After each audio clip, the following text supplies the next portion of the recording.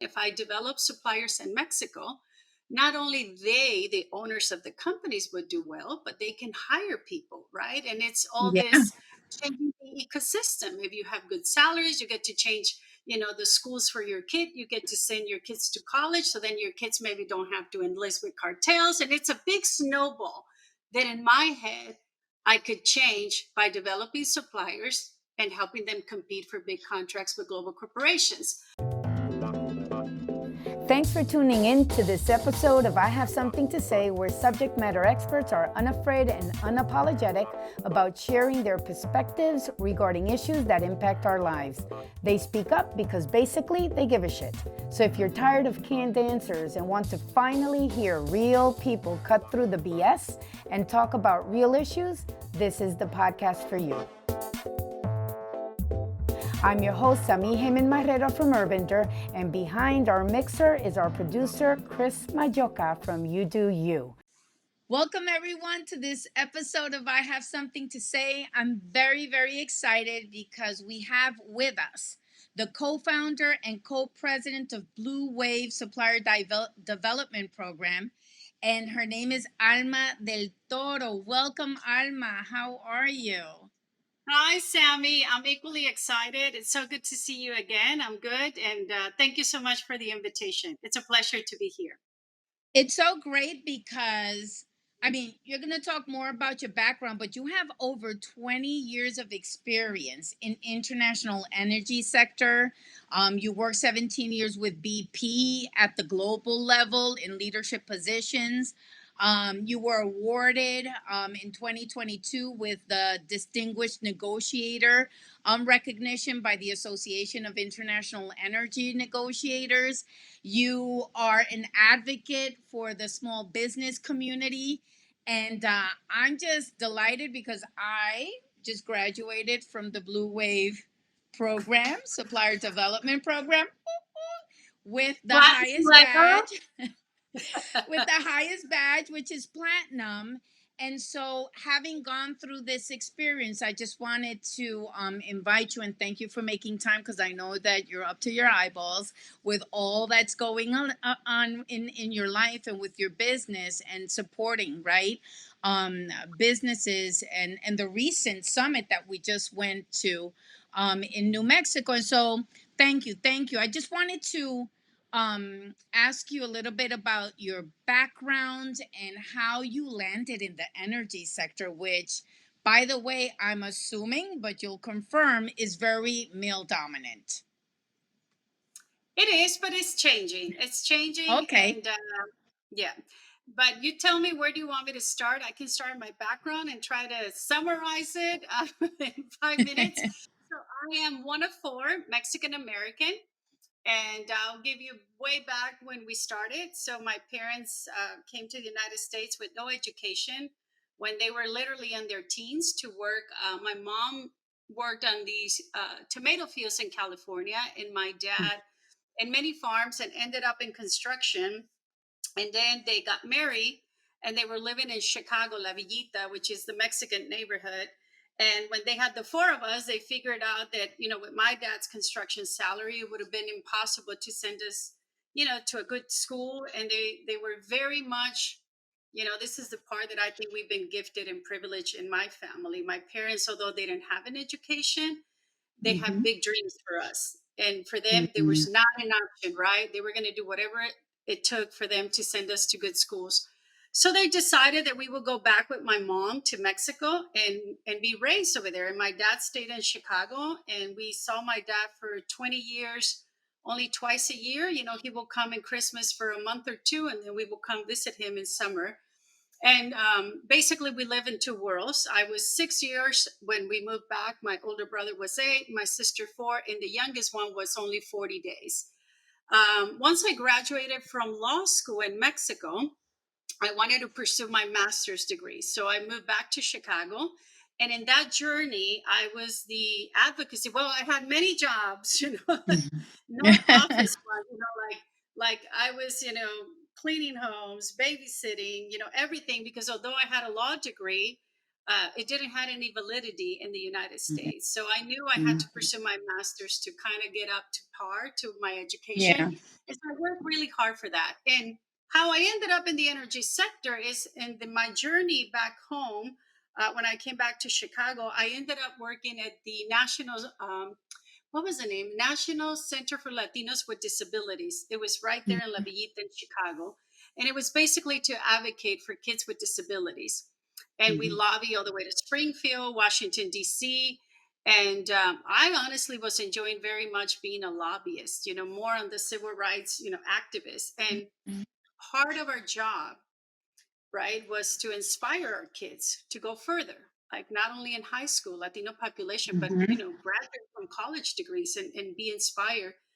So in that journey, I found somebody that worked at BP back in the day, Amical, and he came to go to do a speech for our kids. And throughout the interactions, he saw me. I was managing a conference of, you know, 300 families, and so anyway, fast forward, he found out I was a lawyer from Mexico, and at the time, Amical was exporting nitriles to Mexico. So they Oh, asked me to wow. interview, being on the right time, the right day, right for the right reasons.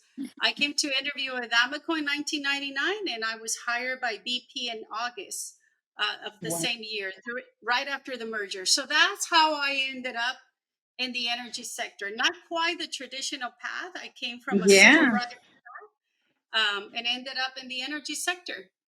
Look at that. That is fascinating, Alma. Wow. That is really, really cool. And so within BP, I mean, you were there for 17 years. So you Yes. kept on growing and growing in responsibilities in the scope of the work that you were overseeing and that you had to manage and deliver on, basically, right? And this is a highly regulated environment, I assume, right? In terms of safety, Oh, safety, safety. You taught us yes. that. You Yes. safety, safety. Yes. Talk to me about that, those growing pains and coming into these roles and stepping into your full power and being able just to take on everything they threw at you throughout that career in the energy sector. No, thank you. Thank you for that question because it kind of takes me back to sometimes it's easy to forget, all the things that we Mm-hmm. accomplished, where we were, where we started.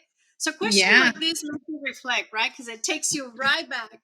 Well, Yeah. to give you an example, how prepared I was for corporate America.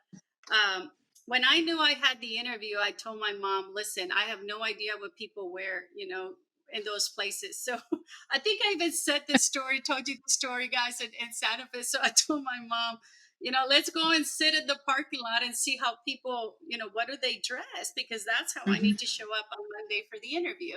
And I also wanted to make sure I wasn't going to be late. That was my kind of dry run for the interview. So that prepare I was, right? Not even knowing what to wear, to work in a global corporation. The struggle, I think, for any of us that come as the first ones to enter corporate America in our generation or in our family, it's really challenging because you don't have a role model, right? Mm-hmm. You don't come home and somebody says, well, I have this issue. How would you deal with it, right? You have to figure it out. But I think it's the same reason why you are here. I'm here, and many of the colleagues that we have met because we figure it out and we're resourceful, Mm-hmm. right? And we don't just give up. And so I think at BP, honestly, the first year was really easy for me in the sense of what I needed to deliver, right? Let's forget about me, the language and writing emails, which was very painful because I had no, I taught myself English. So imagine having to write professional emails. It was a pain in the butt. I had to sit with so many books to figure out how to articulate one paragraph. But set that aside because I study law in Mexico, and what they were trying to do was export chemicals, and I practiced law in Mexico. Honestly, it was very easy for me because it was going back to what I knew what to do. So within a Mm. year, I got everything straightened out, and then they thought I walked on water because it was so perfectly done and fast and efficient. And so there on, they asked me, what else would you like to do? And I said, well, can you pay for my master's? Because I want to go into the commercial side.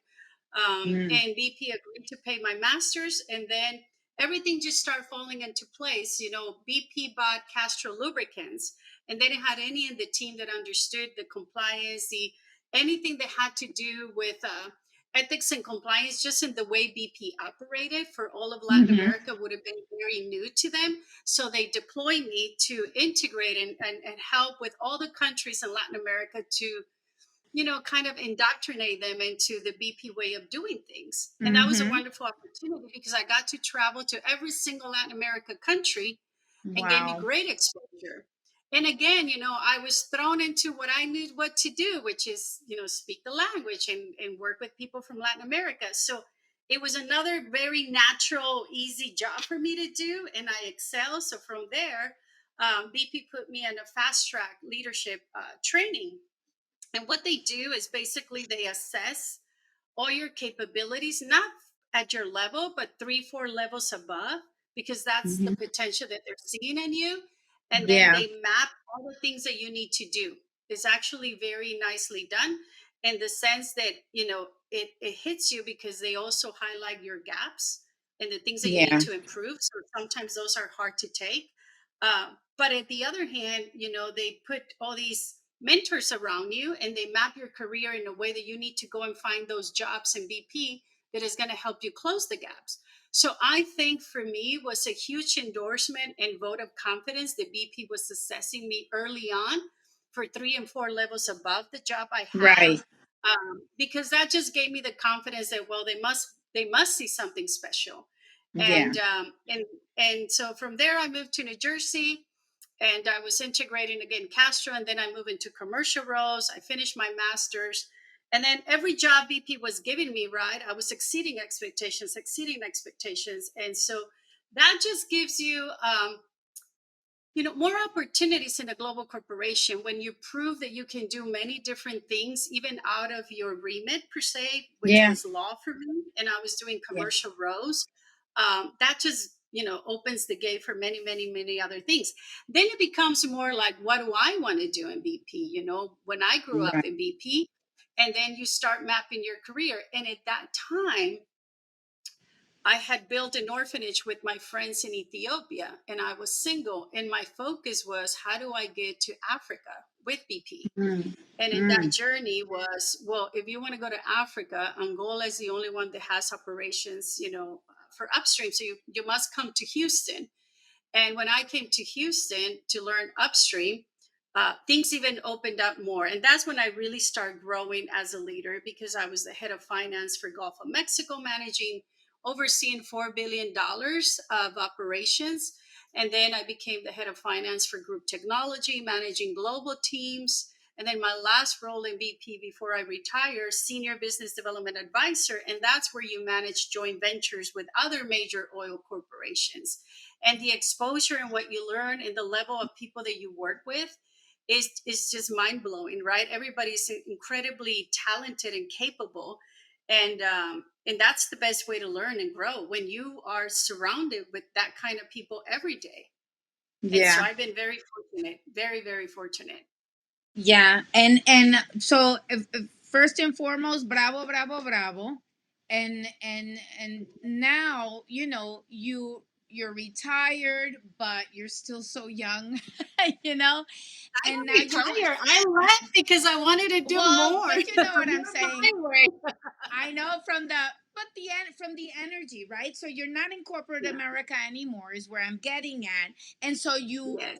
pivoted to now give back all of this wealth of where I'm getting at is that you have all of this in you that now you're pouring back into the community, and you're really focused, hyper focused on solving a huge, huge, huge, huge problem, which is right suppliers, and in within the diversity right segment that need to be developed to meet the demands of these highly regulated corporate structures and systems and businesses that require you to be up to par, right? And to be excellent and on top of your game, and to meet, not even meet, exceed, right?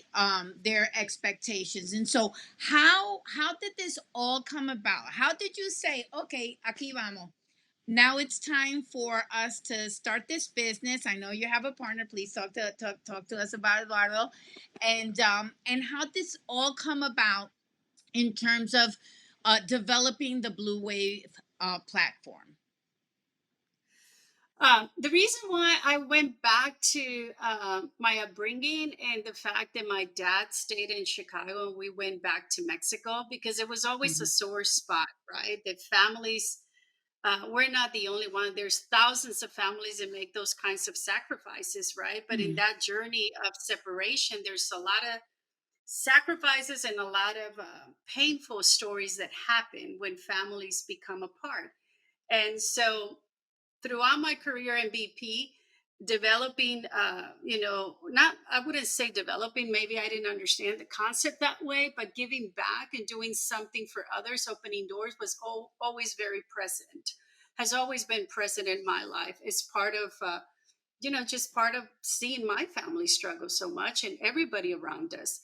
And then being so fortunate and blessed with the opportunities I've been giving. So it was always a commitment to give back. But how Blue Wave came about, when I resigned in BP in 2016, it was with a very clear vision of wanting to go back to Mexico and use everything that I have learned, because it happened that the energy sector in Mexico was opening. For Mm. over 70 years was only the national oil company that could participate. And suddenly all this foreign investment was coming to Mexico. And I saw it as an opportunity, being from Mexico, how can I go back and help my country? And so I opened Blue Bull Energy in 2016, and Mhm. that was very much focused on building businesses and communities. And I basically meditated and prayed, because I didn't have the clarity, Sammy, of what exactly I'm going to do. I just knew in my heart I wanted to help. And so I meditate and prayed every day, show me the way and I'll follow. And sure enough, one of the first things that came about was using what I knew, which was managing joint ventures. So I started Mhm. training the national oil company on how to manage the joint ventures as foreign investment was coming. And this was a new concept for Mexico. So I Mm. trained the 7 centers of operations for Pemex how to manage the joint venture, the joint operating agreements. And that is basically, when you have a massive investment in oil and gas, you bring a partner with you to help you, right? To manage the risk and deviate the capital expenditure and all of that. But managing that with a partner is complex. And that was new to Mexico. And in that journey, what I found out was that where I could help even more was in local content, because it was evident to me working in Mexico that nobody was hiring the local companies. They've been working, Mm. 30, 40 years in the sector because of the Mm. same reasons of supplier diversity issues here, Sammy. Nobody wanted to hire the local companies because they didn't meet the international requirements. And it was painful, right? And all I can think of is, if we bring good jobs to Mexico, then people don't have to leave this country like my family Right. had to, right? Mm. There will be Yeah. no family separated like my family. So it's a very emotional topic for me, because it was just me putting myself in the shoes as to how do you help families stay Mhm. together. And so for me, it was, well, if I develop suppliers in Mexico, not only the owners of the companies would do well, but they can hire people, right? And it's all Yeah. this changing the ecosystem. If you have good salaries, you get to change, the schools for your kid. You get to send your kids to college. So then your kids maybe don't have to enlist with cartels. And it's a big snowball that in my head, I could change by developing suppliers and helping them compete for big contracts with global corporations. So I started doing that, but I did it by hiring subject matter experts. You know how now you went to Blue Wave in the software and you can self assess against everything and it's everything automated and really cool?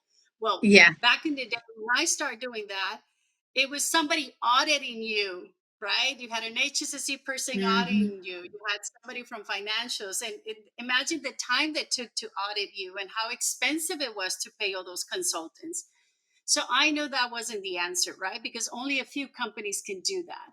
So in my head, I knew right? In order to be accessible and scalable, I needed some sort of mechanism, software system, something that will consolidate all of these standards. And in that journey, the Minister of Economy in Mexico wanted to talk to me to figure out how can we do it for the entire country. And we had everything lined up. A MEXI, which is the equivalent of API, the American Petroleum Institute in Mexico, bid out the work, and Global Energy won the contract. So I was going to do this for the whole country, right? Like develop a mechanism to self-assess suppliers and to set the baseline. Well, elections happened in Mexico and all of that fell apart. Oh, So, wow. so coming back to Houston, right? Sad about it. I was talking to a friend from Exxon about the vision I had and how much I had already companies ready for the product, but I didn't have the product. And so she suggested that I meet my wonderful, amazing business partner, Eduardo Nuñez. Um, Eduardo was just retired. I think he had maybe 1.5 years retired from Exxon. And he was actually managing the global procurement, right, for Exxon and developing suppliers around the world for Exxon. Now, this was his bread and butter. I just Yeah. had the heart of wanting to do it, right? And I had an Yeah. idea because I hired people from supply chain and BP to help me. But Eduardo, this was his core. So when I talked to him about my vision, we met maybe 3, 4 times. And by the fourth time, we shook hands. And I said, Eduardo, would you like to start a company with me? And so that's why it's BlueWave, because I have Blue Energy. And then I started a new one with Eduardo. And he had a separate LLC that he was, or maybe it was a corporation. He wanted to do things in the digital area. And so his company name was Third Wave. And so we got the blue from mine and the wave from him. And we said, okay, we'll call it Blue Wave, 50-50. And off we went. And so that's how our partnership started. Now, let me be clear. My vision was, if I was to articulate what would that look like for Blue Wave back in the day, right? In 2019, when he and I formed Blue Wave, it would have been a bicycle, right? I had the vision, a software, some sort of methodology to self-assess. But Eduardo came, right? And with his experience and intelligence, and you met him, he's amazing. Yeah. Yeah. We created a Ferrari, Yeah. honestly, Yeah. because in the market as of today, there is nothing that can provide the kind of quality that we provide on supplier development as accessible and affordable, right? Because you don't know the price, because the way we developed the model was that we go and secure funding with corporations, foundations, or associations, because we wanted to design it free for the suppliers. And but even the cost for corporations and associations, it's a fraction of what they will have to pay to develop suppliers if they had to hire their own people to do it. And so that's how it all came about. And we started in the energy sector, and now we work across all sectors. Yes. And so okay, so as a supplier that went through the Blue Wave program, for everyone watching, this is what happened. This is how Alma and I, right, connected and shared space together, and she poured everything she knows. Well, not everything. I'm sure you know much more than what you shared with us in 4 months. But we were a cohort of 24 suppliers that were nominated to participate through the U.S. Hispanic Chamber of Commerce in D.C., through a sponsorship by JP Morgan Chase. Thank you, JP Morgan Chase, for sponsoring us. So they basically picked up the tab, right? And so for 4 months, we went through this program with Alma at the helm, and Eduardo came in too, right, to do one of the orientations. But it was very interesting because it's all online, it's all through Zoom. And I know we'll talk about your plans now to, because there's always areas, right, where you can make it even better. And And so what we went through was in December, before the year started, we went through an assessment, and it's all online, and it has questions talking to asking each supplier individually, very confidential, in seven different pillars, right? Where you need to have basically your act together and your documentation straight, right? And your planning lined up, so that way you can meet the criteria of these big corporations to be able to even think about vying for their business. And so, what are the seven pillars, Alma? Because you know them by heart. Yes. I don't. I can tell you a couple of them, but I won't remember them all. Well, as soon as I mention them, you will remember them. They're the same pillars international organizations use for their own processes and quality management systems and all that good stuff.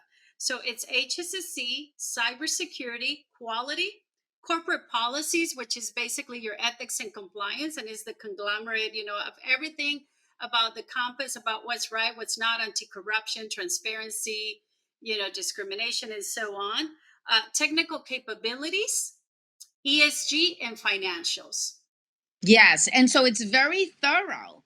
And so for each Mhm. one of these pillars, you have to answer a series of questions as a first a self-assessment, and then you have to upload any documents you have to support your claim for being compliant, basically in any particular criteria. So anyway, they have like these little barometer things which were freaking me out the first time I did the self-assessment, because of course it's like you suck on both things, right? And it's about high risk, right? High risk Yeah, and compliance. I think those are the two yes, things that we're assessing. So yes. it's two of them. And so the high I was kind of like medium risk because I had a couple of the things, but the compliance thing was like off, like completely off. And so in looking at all of these criteria, I got to tell you, it was very daunting. I know that I sent you and Eduardo an email at the very beginning. I was like, I don't even know what I got myself into, but I'm going to stick with it because I have faith that we're going to land okay on the other side of this, right? And both of you Yes. were like, tranquila, tranquila, take a deep breath, it's going to be okay. And absolutely, that's how it was every single week, Alma.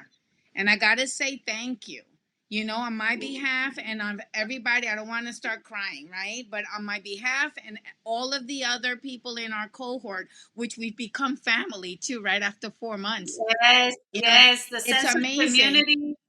Yes, you took us, through that process, explaining in detail what each one of the documents means and the importance of it and why we needed to commit, right, to fulfilling all of these criteria. And so then how was that for you on the pouring end, right? On the giving it, because I could tell you how we felt. We felt first overwhelmed and then happy every time we reached a new milestone, and we were cheering each other on. But how did you feel? How does it feel on your end as being the lead instructor and seeing Yeah. everybody, just step up to the plate?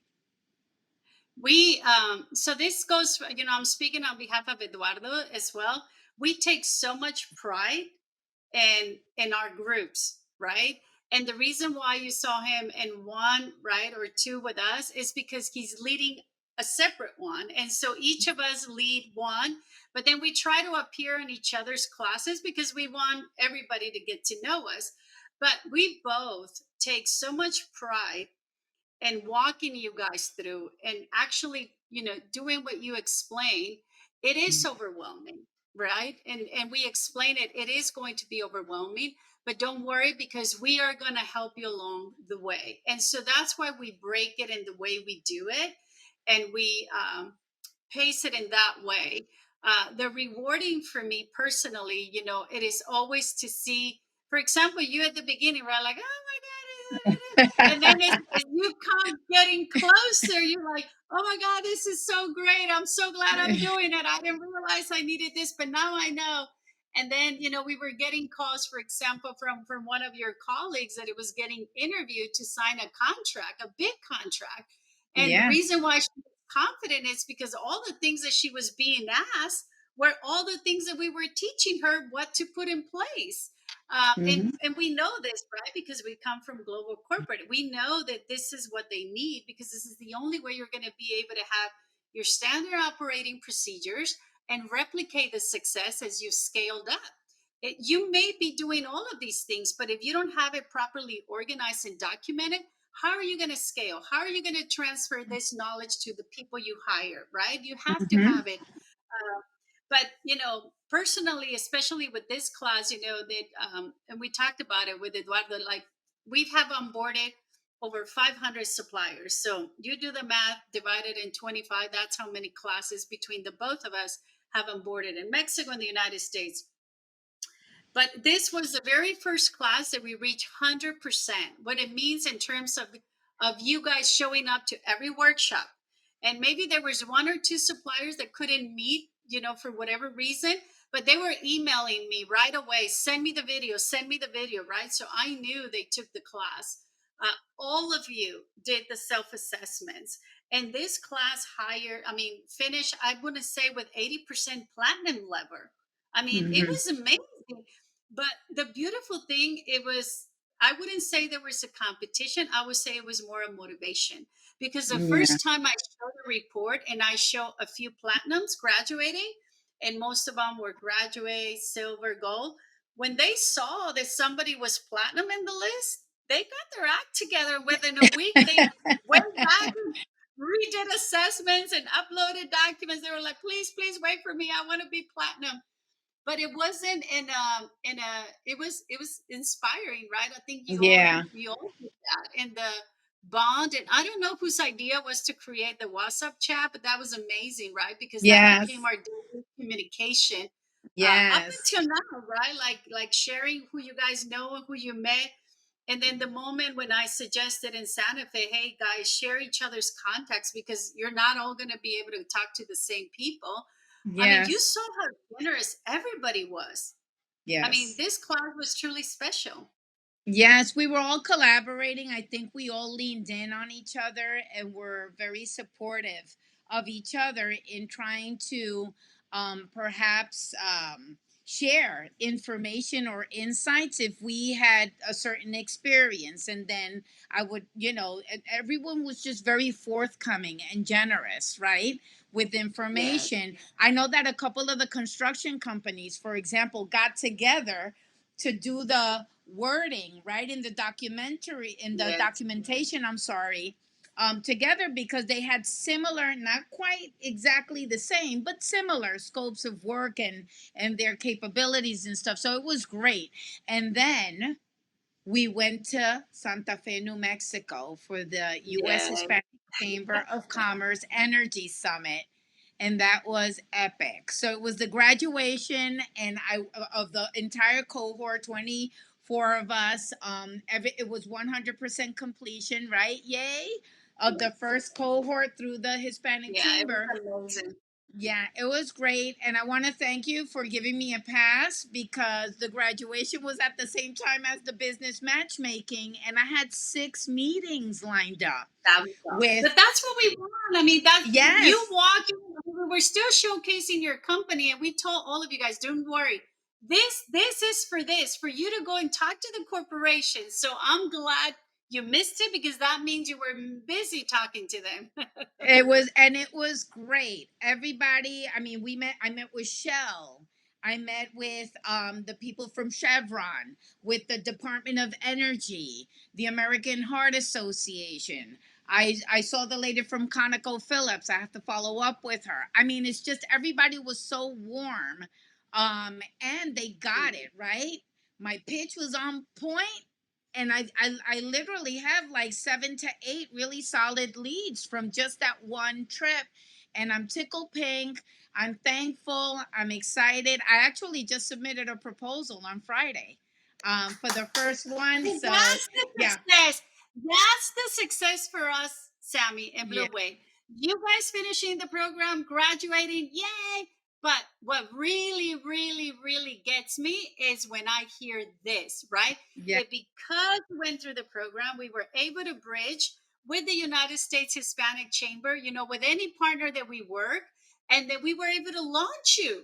Like, that is what this program is about, you know? Yes, absolutely. And so tell me, because I know I'm privy to this, that you're working on your LMS platform. Tell me about what the plans and what the Yes. future holds for BlueWave, because that's how you're going to scale this baby, right? Yes, yes, yes. Well, Eduardo is 100% dedicated to work on that piece right now.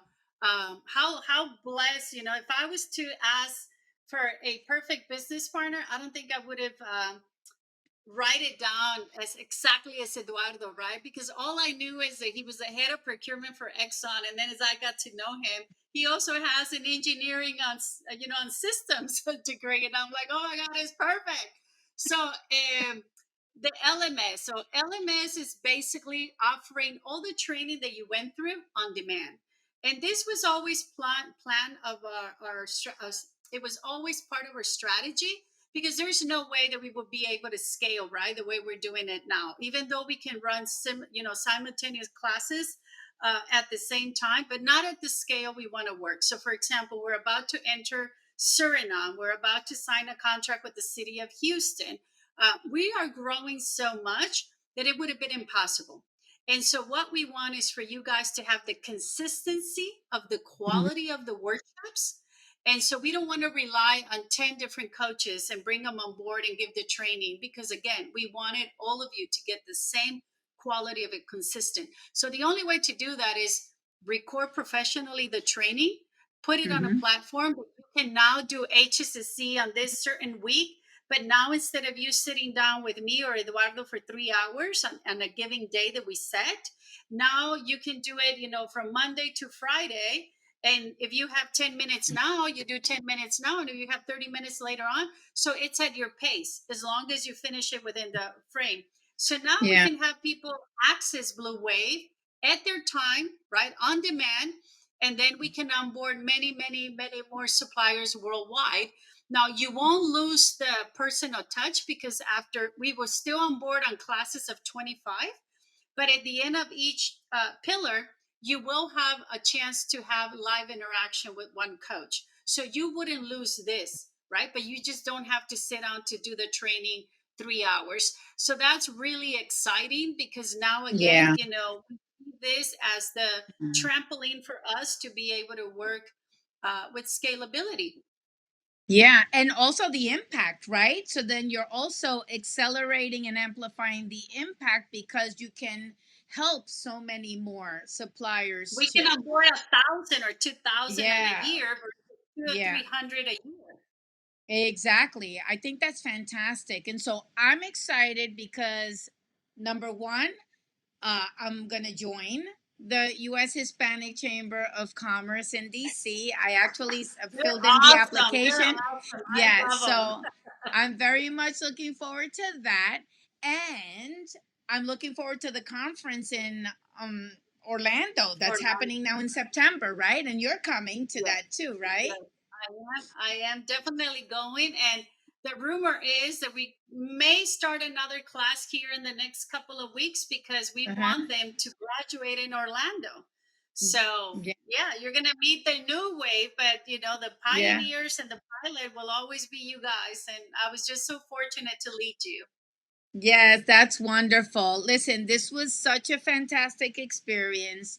I think that it's just so great that we are able to tell big companies, right? That yes, you need Latino suppliers. Here they are, right? In all of these different categories for all of these services and products and professional areas, right, of expertise. And so to be able to have right that foundational knowledge and those check marks, right? And it's not just check marks, it's really like there's a lot of substance to it because it's all of the Yeah, it's documentation culture, it's and the mindset, right? knowledge, Because right?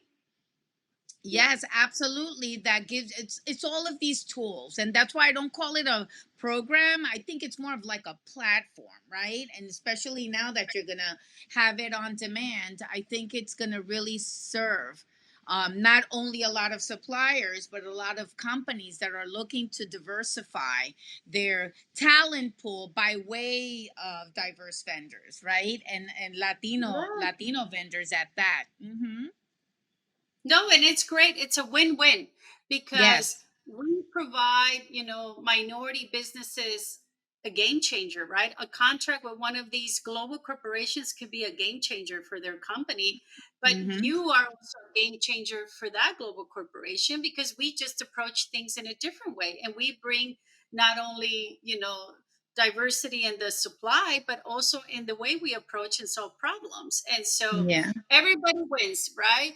The economy wins because when you change one business, you not only change that family, right? But you change all the families and ecosystems.